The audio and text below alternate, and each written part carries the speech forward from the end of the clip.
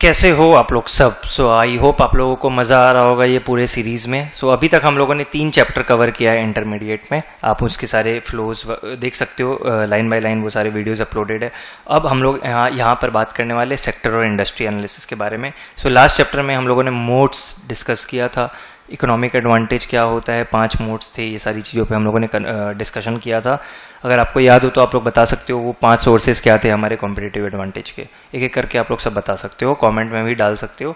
पहला yes correct, हमारे पास में कॉस्ट का एडवांटेज होता है, correct. Second network effect, yes this is also right. Switching cost, yes switching cost, intangible asset, and lastly efficient scale. ये सारे हम लोगों ने डिस्कस किए थे 5 टाइप्स। अब हम लोग यहाँ पर आएंगे सेक्टर और इंडस्ट्री एनालिसिस में, और ये सारी चीज़ें हमारी एक तरीके से स्टेप बाय स्टेप आगे चलती जाएगी, ठीक है। आपको इंडस्ट्री समझना पड़ेगा कंपनी को समझने के पहले, अदरवाइज आप बहुत बार रॉन्ग डिसीजन भी ले सकते हो। इंडस्ट्री का अंदाजा नहीं होगा तो आप कंपनी में जब बेट करोगे तो हो सकता है कि आप गलत फंस सकते हो। इकोनॉमिक्स में अगर आप लोगों को याद हो, हम लोगों ने माइकल पोर्टर का 5 फोर्सेस पढ़ा था, वो बहुत इंपॉर्टेंट और रिस्पेक्टेड मॉडल है, उसको हम लोग डिस्कस करेंगे। उससे हमें इंडस्ट्री के बारे में एक पता चलता है। फिर हम लोग डिस्कस करेंगे इंडस्ट्री के साइकिल्स के बारे में और इन्वेस्टमेंट इम्प्लीकेशंस क्या हो सकता है उसका, ठीक है। फिर हम लोग डिस्कस करेंगे सेक्टर स्पेसिफिक मैट्रिक्स फॉर की इंडस्ट्रीज, ठीक है। तो एक एक करके शुरू करें। सबसे पहले हम लोग वही बचपन का पढ़ा हुआ 5 फोर्सेज मॉडल को डिस्कस करते हैं, ठीक है। चलो, तो 5 फोर्सेज मॉडल किसको किसको याद है पहले तो ये बताऊं। किसी को याद है? मुझे याद है अभी तक। क्योंकि ये बहुत डेली यूज़ की चीज़ है और बहुत कॉमन सेंस वाली है, तो ये हमेशा हमें याद रहना चाहिए। अगर जिसको याद नहीं है वो ध्यान से सुनो, उसको रिकॉल हो जाएगा। और अगर आपने कभी पढ़ा ही नहीं है तो that is a strange thing, क्योंकि जनरली ये सुना हुआ रहता है, पर अगर नहीं पढ़ा है कोई बात नहीं, आप यहाँ पर पढ़ लो। Industry profitability is determined by 5 forces. 5 forces पे पूरा का पूरा डिपेंडेंस होता है। पहला होता है कॉम्पिटिटिव राइवलरी। अगर कोई भी कंपनी है इंडस्ट्री में तो उसका क्या कंपटीशन है उस पर डिपेंड करेगा कि वो कंपनी चलेगी नहीं चलेगी, कितना चलेगी। Intensity of competition among existing players, ठीक है। एग्जिस्टिंग प्लेयर्स में क्या कंपटीशन लेवल है उससे पता चलेगा। अगर इनडिफरेंट है कि भाई आप आओ काम करो, कोई प्रॉब्लम नहीं है, कस्टमर मिलते जाएंगे तो कोई दिक्कत नहीं है। बट अगर एक दूसरा कस्टमर लेके जा रहा है तो then that is a problem. वहां पर आप खेल सकते हो, वहां पर आप प्राइस को मूव करके खेल सकते हो इंडस्ट्री में। सेकंड है थ्रेट ऑफ न्यू एंट्रेंट्स। कितना थ्रेट है न्यू एंट्रेंट्स का। Ease with which new players can enter the market.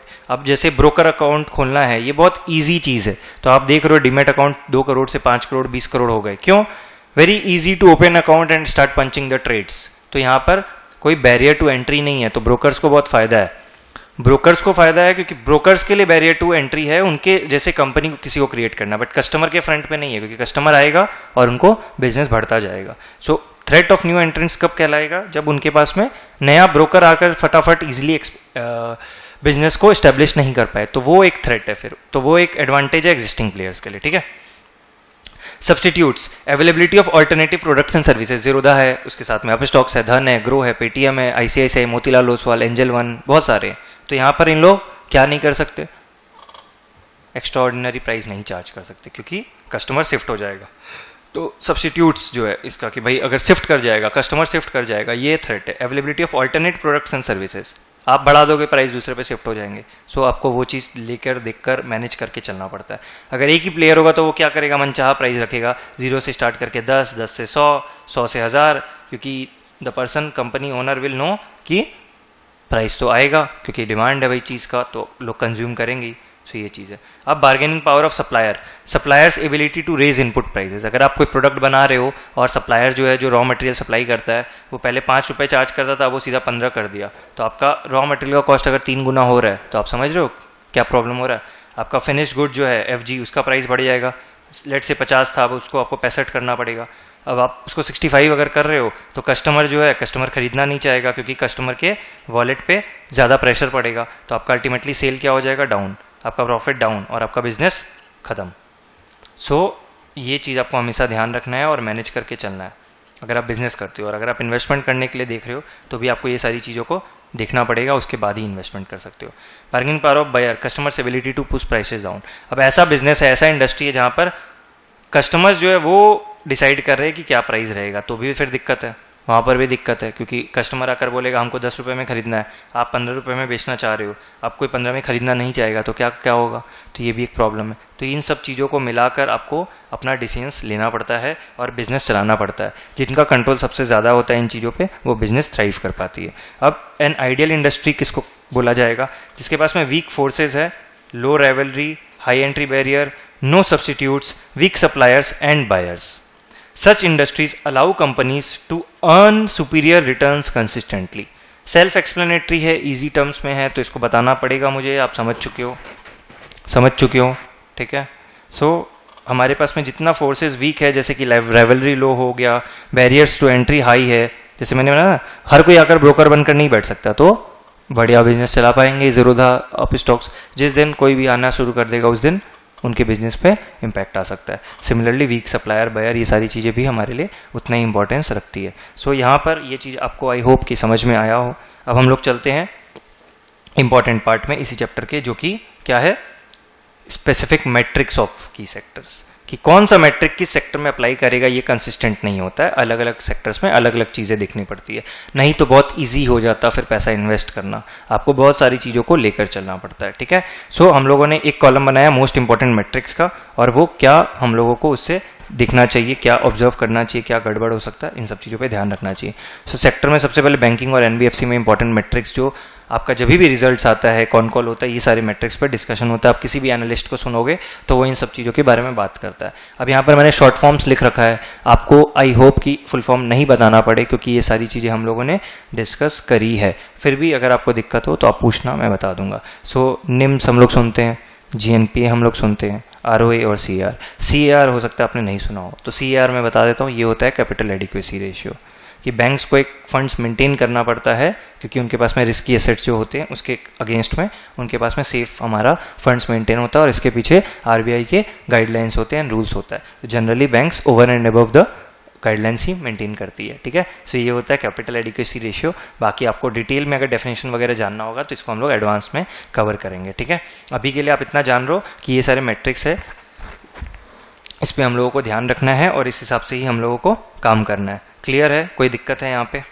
I hope कोई भी दिक्कत नहीं होगा आप लोगों को। अब वॉच आउट फॉर में मैंने क्या लिखा है देखो, rising NPS, non performing asset, तो पता ही होगा आपको, लो कैपिटल एडिक्वेसी, अगर लो है कैपिटल एडिक्वेसी तो वो भी फिर गड़बड़ है, क्योंकि risky assets are more as compared to safer assets, तो वो एक रेड सिग्नल है, रेड फ्लैग है, ठीक है। बाकी जीएनपीए किसी ने पूछा मुझसे क्या है, तो ये ग्रॉस नॉन परफॉर्मिंग एसेट होता है, कि आपका जो नॉन परफॉर्मिंग है एसेट्स उसका एक परसेंटेज निकलता है, बैंक्स को बनाना पड़ता है ये सारी चीज़ें और उनको देना पड़ता है। और कोई दिक्कत आई होप कि आप लोगों को यहाँ पर नहीं आ रही है, तो सिंपल है, रिटर्न ऑन एसेट्स, और एनआईएम क्या है, नेट इंटरेस्ट मार्जिन, ठीक है। अब एफएमसीजी और कंज्यूमर कंपनीज में क्या हो सकता है, सेक्टर्स में क्या हो सकता है, volume growth, gross margin, distribution reach. जितना ज़्यादा वॉल्यूम ग्रो कर रहा है उतना अच्छा है, क्योंकि एफएमसीजी कंपनीज में जनरली आप आटा खाओगे तो 5 किलो से 10 किलो तो एक दिन में नहीं खाओगे, 5 केजी खाओगे। Same with shampoo, soap as well, कि आप ज़्यादा कंज्यूम नहीं करोगे, ब्रश 10 बार नहीं करोगे दिन में, तो इनका अगर वॉल्यूम ग्रोथ हो रहा है तो अच्छा है। फिर ग्रॉस मार्जिन एक्सपेंड हो रहा है तो अच्छा है, नहीं होता है जनरली, वो कंसिस्टेंट एक ही लेवल पे मेंटेन करता है। और थर्ड, डिस्ट्रीब्यूशन रीच कितना अच्छा है, अगर वहाँ पर पावर है तो वो एक अच्छा सिग्नल है। Watch out for premiumisation trend reversal, अगर कोई चीज़ का ट्रेंड चल रहा है और वो रिवर्स होता है तो वो भी फिर खराब हो जाता है। आईटी और टेक्नोलॉजी में तो रिवेन्यू पर एम्प्लॉय एक इंपॉर्टेंट मेट्रिक होता है, डील विंस होता है, एट्रिशन रेट बहुत इंपॉर्टेंट है, क्योंकि एम्प्लॉयज़ पे बहुत कुछ डिपेंडेंट रहता है आईटी कंपनीज में, ठीक है। Battery low. Watch out for high attrition, अगर है तो डेंजर है। स्लोइंग डील पाइपलाइन है तो वो भी डेंजर है आईटी कंपनीज के लिए।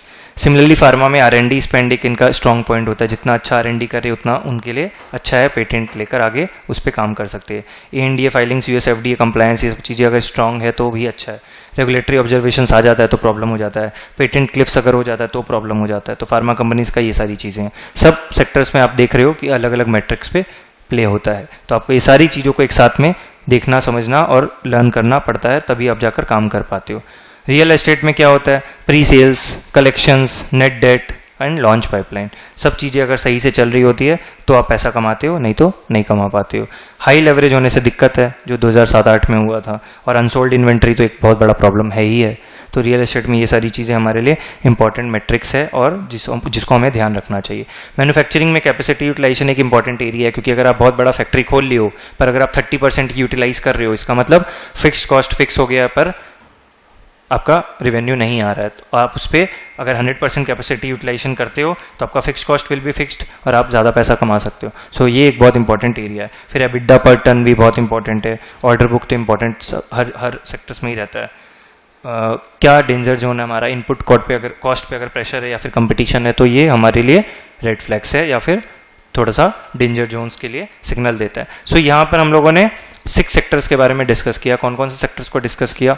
बैंकिंग डिस्कस किया, एफएमसीजी डिस्कस किया, आईटी डिस्कस किया, फार्मा डिस्कस किया, रियल एस्टेट डिस्कस किया एंड मैन्युफैक्चरिंग भी डिस्कस किया। सो यहाँ पर हमारा ये चैप्टर भी एंड होता है। इसका समरी आप लोग एक बार पढ़ लो। हम लोगों ने सबसे पहले डिस्कस किया पोर्टर के 5 फोर्सेस मॉडल को, जो बहुत अच्छे से आपको पता है, नहीं पता हो तो आप लोग यहाँ पर जाके वापस से रिवाइज कर सकते हो। 5 थे। इवैल्यूएट्स इंडस्ट्री अट्रैक्टिवनेस, जितना फ्यूअर फोर्सेज रहेगा उतना हायर प्रॉफिटेबिलिटी पोटेंशियल रहेगा। फ्यूअर फोर्सेज में सब्स्टिट्यूट्स का थ्रेट हो गया, power of buyers, power of sellers, ये सारी चीज़ें आ जाएगी, ठीक है। High entry barrier and low substitution threat are the most desirable industry characteristics. अगर ऐसा होता है तो वो बहुत अच्छा सिग्नल देती है इंडस्ट्री के बारे में, क्योंकि एंट्री बैरियर ही आई है, कोई नया पार्टी बिजनेस स्टेब्लिश नहीं करेगा और सब्स्टिट्यूशन का भी लो रिस्क है, तो जल्दी से कोई लोग शिफ्ट नहीं करेंगे। तो ये एक इंपॉर्टेंट एरिया। अब each sector has unique KPIs, जो अभी हम लोगों ने जस्ट डिस्कस किया। बैंक्स में एनआईएम, जीएनपी ये सब होता है, आईटी में डील विंस होता है और फार्मा में फाइलिंग्स एंड पेटेंट्स के ऊपर खेला जाता है। Never evaluate a company without first understanding its industry structure dynamics. अगर आपको इंडस्ट्री स्ट्रक्चर नहीं पता तो आप पैसा नहीं कमा पाओगे, ये चीजें जानना बहुत जरूरी है। Cyclical industries like commodities, metals require timing sensitivity in valuation. इसलिए आप सुनते होगे बहुत बार कि इन सब में पैसा बनाना टफ है, क्योंकि अगर आप गलत साइकिल में फंसते हो तो आपका बहुत पैसा नुकसान हो सकता है और बहुत टाइम जा सकता है। सो ये सारी चीज़ें हम लोगों ने इस चैप्टर में डिस्कस करी। आई होप आपको सेक्टर और इंडस्ट्री एनालिसिस इंटरमीडिएट लेवल पे अच्छा लगा होगा। अब नेक्स्ट चैप्टर में हम लोग और एडवांस जाएंगे, इंटरमीडिएट के अंदर में ही हमारा डीसीएफ वैल्यूएशन के बारे में हम लोग डिस्कस करेंगे। सो आप लोगों को ये सारी चीज़ें अच्छे से अंडरस्टैंडिंग होना चाहिए। अगर कुछ भी क्लैरिटी नहीं है तो आप लोगों को पुराना वीडियोस देखकर एक बार बैठना चाहिए, सो दैट आप कनेक्ट कर पाओ। बाकी अच्छा लगा हो वीडियो तो प्लीज़ लाइक कर देना और कॉमेंट में बताना कौन सा पार्ट आप और अच्छे से समझना चाहोगे और हम लोग उस पर वीडियो बनाएंगे। Thank you so much for watching.